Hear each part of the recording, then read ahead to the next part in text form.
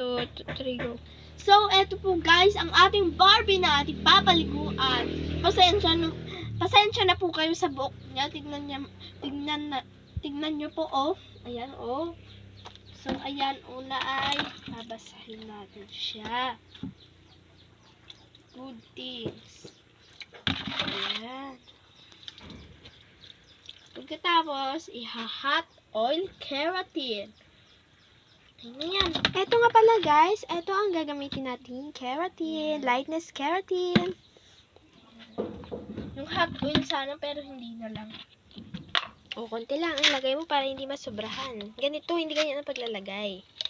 Ipahid mo Yan. doon. Yan na siya.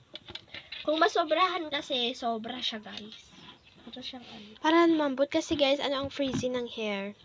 Tignan nyo naman siya, oh. Kahit manika lang to, pwede natin siyang paliguan. Ayan, tingnan nyo pa, oh. Harap mo dito si Barbie para makita yung face. Ayan. Dapat talaga na maayos na tong si Barbie natin. Kasi i-design pa natin to, diba naman? Ibababad pa natin siya ng 5 minutes.